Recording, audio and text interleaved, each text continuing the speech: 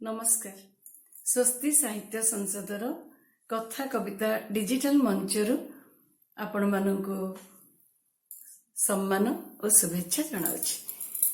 यही अनुष्ठान प्रतिष्ठाता सुसाहित्यिक बाग्मी श्रीजुक्त राजीव पाणी निकटरे मोर कृतज्ञता। आज आपण मानक सम्मुखरे कविता संपर्कित किछि कथा रखिला बेलको सतरे जेमती मो तुंडर शब्द हजि जाउछि।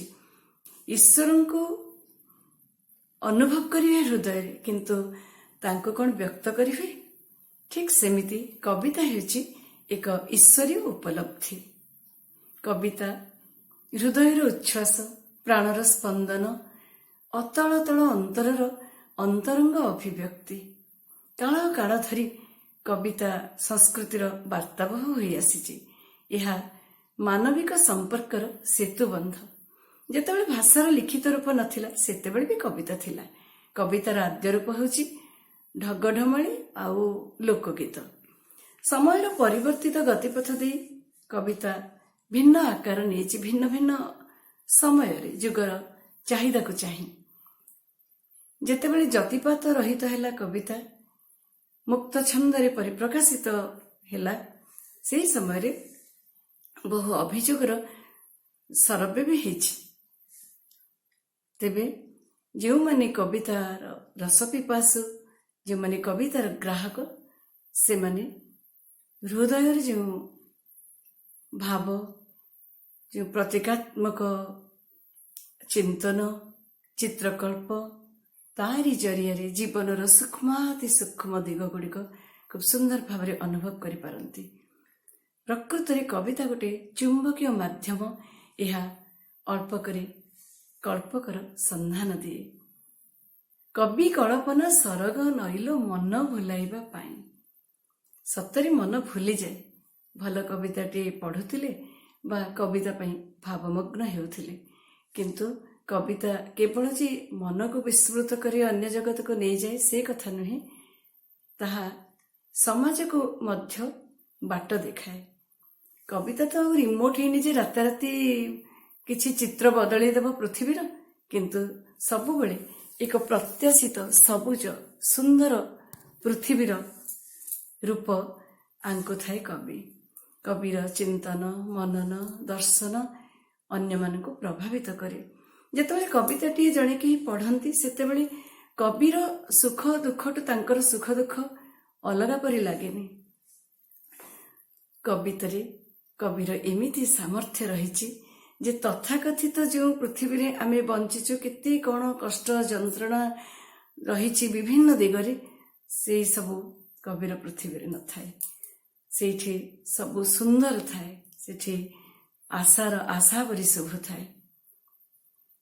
कवि सबु बेले निजर जो उद्वेलित भाव ताकू भिन्न भिन्न शब्दावली रे गुंथि पारे।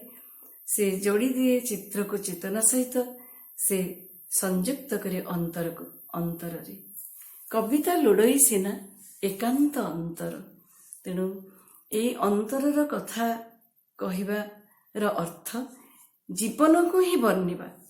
जीवन सबुठ विचित्र।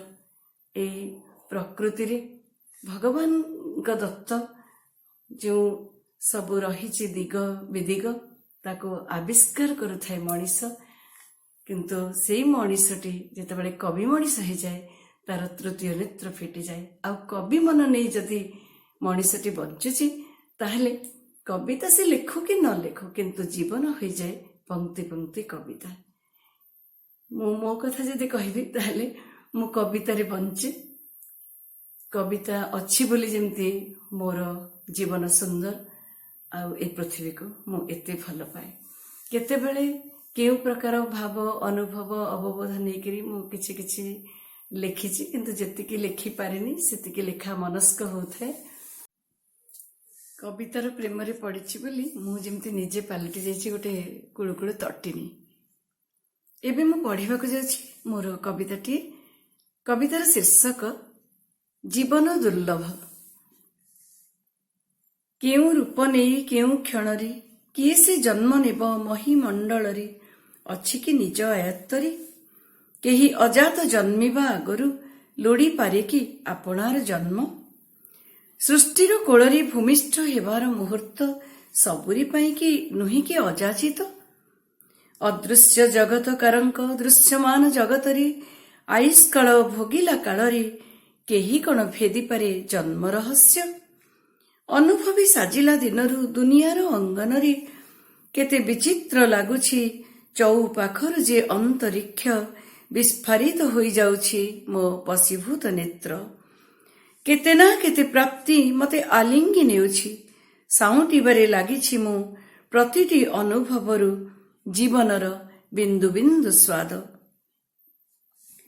ମୁଁ ସୁଖରେ ଦୁଃଖରେ ସମଭାଗୀ ହୋଇଛି ମାଟିରୁ ଆକାଶ, ଆକାଶକୁ ଖୁମ୍ବ ହୋଇ ମୋ ପାଇଁକି ରହିଛନ୍ତି ଯେତେ ପରିଜନ। ଭଲରେ ମନ୍ଦରେ ମୋତେ ବେଢ଼ି ରହିଛି ପରିଚିତ କୋଳାହଳରୁ ଅଚିହ୍ନା କୁଜନ। ପବନ ଆଉଁସି ଦେଉଛି ଯେତେ ଥର ମୁଁ ନୟାନ୍ତ ହୋଇଛି ପ୍ରତିକୂଳତାରେ, ନଈ ମୋତେ ଶିଖାଇଛି ଦୁଇ ପାଖ ଯୋଡ଼ିବାକୁ ବିଭାଜିତ କାଳରେ।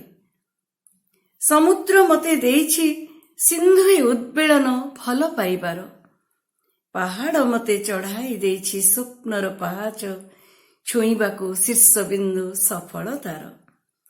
ଯେବେଠାରୁ ନିଠେଇ ଦେଖିଛି ପରିପାର୍ଶ୍ୱକୁ, ପ୍ରେମେଇ ଯାଇଛି ଭିତରେ, କେତେ ବଡ଼ ଭାଗ୍ୟ ମୋର, ମୁଁ ଜନ୍ମ ଘେନିଛି ଏଇ ସୁନ୍ଦର ପୃଥିବୀରେ। ଅନନ୍ତ ସୃଷ୍ଟିର ଭାବଇତ୍ରୀ ସାଜିଲା ଦିନରୁ ଲୁଟିଛି ମୁଁ ଜୀଇଁବାର ପ୍ରକୃତ ଆନନ୍ଦ। ଆନନ୍ଦିତ ହେଲାବେଳେ ତଥାପି ମୁଁ ବେଳେ ବେଳେ ଗଣୁଛି ପ୍ରମାଦ। ବିତାଇ ମୁଁ ଆସିଲିଣି ଅଧାରୁ ଅଧିକ କାଳ, ଆୟୁଷର ଅସ୍ତାଚଳେ ଅଛି ବୋଲି ଆଉ ଥରେ ଉଦିତ ସକାଳ। ମହାକାଳ ଆସିବ ତ ଦିନେ ବୁଝିବାକୁ ଜୀବନର ଦୀପ। ଜନ୍ମ ପରି ମରଣକୁ କିଏ ବା ଜାଣିଛି, ବଞ୍ଚିବାକୁ ଚାହିଁଲେ ବି ମୃତ୍ୟୁର ଗାରକୁ କେବେ ମଣିଷ ଲଙ୍ଘିଛି? ଜଣା ନାହିଁ ଜୀବନ ସେପାରି କଥା କେତେ ଦୂର, ପୁନର୍ଜନ୍ମ ସତ୍ୟ ଲଭିଥିବା ଚଳନ୍ତି ଜନ୍ମରେ ଲାଗେ ମୋତେ ଏକାନ୍ତ ଦୁର୍ଲଭ ଜୀବନର ବହମାନ ସ୍ରୋତ। ଗ୍ରାସିବା ଆଗରୁ ଆସି ଅନାହୁତ କାଳ, ମୋ ଭିତରେ ସଞ୍ଚିଥିବି ବଞ୍ଚିବାର ମୋହ। ଅନ୍ତିମ ପ୍ରଶ୍ୱାସ କାଳେ ସୃଷ୍ଟି ମଧୁ ଢୋକି ନେବି ଗଙ୍ଗାଜଳ ପରି, ବିଶ୍ୱର ବିସ୍ମୟ ପାଶେ ଶେଷ ଲୟ ଥାପି ଦେବି ନିଜକୁ ବିସ୍ମରି। ସୃଷ୍ଟି ମଧୁ ଢୋକି ନେବି ଗଙ୍ଗାଜଳ ପରି, ବିଶ୍ୱର ବିସ୍ମୟ ପାଶେ ଶେଷ ଲୟ ଥାପି ଦେବି ନିଜକୁ ବିସ୍ମରି, ନିଜକୁ ବିସ୍ମରି। ଧନ୍ୟବାଦ।